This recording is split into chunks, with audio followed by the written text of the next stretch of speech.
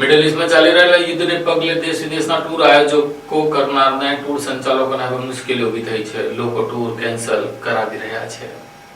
ભરૂચમાં middle East વિસ્તારમાં ચાલી રહેલા યુદ્ધના સીધી અસર ઇન્ટરનેશનલ ટૂર વ્યવસાય પર પડી રહી છે. દર વર્ષે વિવિધ દેશોમાં ટૂર આયોજન કરનાર ટૂર સંચાલકો માટે હાલની પરિસ્થિતિ ગંભીર બની છે. ટૂર ઓપરેટરો વર્ષભરની મહેનત અને આયોજન બાદ પોતાના ગ્રાહકોને સુવિધાસભર પ્રવાસ કરાવતા હોય છે, પરંતુ હાલમાં યુદ્ધની પરિસ્થિતિને કારણે અનેક ટૂરો રદ કરવી પડી રહી છે. વિશેષ કરીને વિઝા માટે ભરવામાં આવેલા ખર્ચ નોન રિફંડેબલ હોવાને કારણે ગ્રાહકોને પણ આર્થિક નુકસાન વેઠવાનો વારો આવ્યો છે. હાલની સ્થિતિમાં ટૂર બુકિંગના બદલે ફસાયેલા લોકો માટે ટિકિંગ બુકિંગ અને ઇન્ક્વાયરીઓ જ વધુ મળી રહી છે.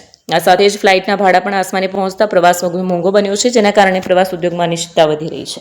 રાકેશભાઈ, આ જ્યારનું યુદ્ધ ચાલુ થયું છે ત્યારની જે આ ટુરિઝમ બિઝનેસની અંદર જે ઇફેક્ટ આવી છે એ ટોટલી એવું કહી શકાય કે રોજે રોજ અમે નુકસાન જોઈ રહ્યા છીએ. હવે ઇન્ડિયાની બહારના જે અમારા પેકેજીસ અમે જે સેલ કરતા હતા એ બિલકુલ ટોટલી નંબર ઓફ ફિગર 0 છે. રોજ અમે જે પેકેજ બનાવીને વેચીએ એ છેલ્લા આ યુદ્ધ ચાલુ થયું છે ત્યારથી એક બી પેકેજ વેચાયું નથી. અને એની અંદર હ્યુજ કેન્સલેશન જે આવેલું છે એની પહેલા જે અમે પેકેજ બનાવ્યા હતા, અમારી એપ્રિલ 20 તારીખે ટર્કીની 30 પેસેન્જરની ગ્રુપ ટૂર હતી.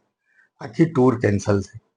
પૈસા બધાના આવી ગયા, ફ્લાઇટની ટિકિટો થઈ ગઈ, હોટલો બુક થઈ ગઈ, વિઝા થઈ ગઈ ને હવે ટૂર નથી જઈ રહી. આ એટલું મોટું હ્યુજ નુકસાન જઈ રહ્યું છે કે જેનો કોઈ કિનારો નહીં.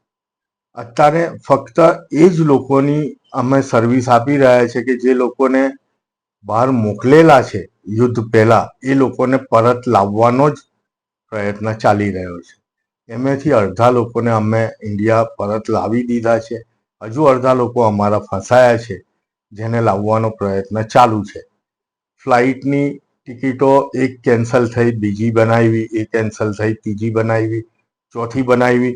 એવું કેટલી વાર થયું છે કે ઘણા ગ્રુપની અમે 4-4, 5-5 વાર ટિકિટ બનાવી અને એ ફ્લાઇટ કેન્સલ થાય છે. ફ્લાઇટ ટિકિટના પૈસા પાછા આપે છે તો એ બી 15 દિવસની અંદર આપે છે ને નવી ટિકિટ અમે ઇસ્યુ કરીને ક્લાયન્ટને લાવવાનો પ્રયત્ન કરીએ છીએ. એક ક્લાયન્ટ પાછળ નવી 5-5 ટિકિટ અમે બનાવી છે, છતાં ઘણા બધાને આપણે લાવી શક્યા નથી, કેમ કે ફ્લાઇટ શિડ્યુલ થતા જ નથી. અને ગલ્ફના તમામ એરપોર્ટ જે છે, દુબઈ છે, કુવેત છે, મસ્કત છે, બહેરીન છે, એ બધા આ યુદ્ધની લીધે ઇફેક્ટેડ છે. લગભગ 20% વધારે ફ્લાઇટો શિડ્યુલ થતી નથી. ઘણા બધા ક્લાયન્ટ અમારા અટવાયા છે. આ એક તો ખાલી મારી પરિસ્થિતિ મેં તમને કીધી. ઘણા બધા સેંકડો અને હજારો ટૂર ઓપરેટરના લાખોની અંદર ક્લાયન્ટ અટવાયેલા છે. અડધા ઉપર આવી ગયા છે. ઘણા બધાને લાવવાનો પ્રયત્ન હજી ચાલુ છે. નવી ટિકિટો એટલા ઊંચા ભાવે મળે છે કે એક એરલાઇન્સ જે 5 ફ્લાઇટ શિડ્યુલ કરતી હતી એની જગ્યાએ હવે એકાદ ફ્લાઇટ રોજ આવે છે અને એ બી બહુ તકલીફ આવી રહી છે. ઘણા બધા આ જે ટિકિટો કેન્સલ થાય છે પણ વિઝાના પૈસા કેવી રીતે? વિઝા તો નોન રિફંડેબલ હોય છે કોઈ બી કન્ટ્રીની. એકવાર વિઝા થઈ જાય એટલે એના સર્ટેન વેલિડિટી પીરિયડની અંદર એ વિઝા તમારે વાપરવી પડે, કાં તો એ વિઝા જતી રહે. એટલે ઘણા બધા વિઝાના પૈસા જે શેડ્યુલ થયેલી ટૂર કેન્સલ થાય છે એ બધા વિઝાના પૈસા જઈ રહ્યા છે. હોટલો જે એડવાન્સમાં બુક હતી એની અંદર બી કેન્સલેશન ચાર્જ લાગે છે. ઘણા બધા બુકિંગ એવા છે કે જે નોન રિફંડેબલ હતા, એના પૂરેપૂરા પૈસા જઈ રહ્યા છે.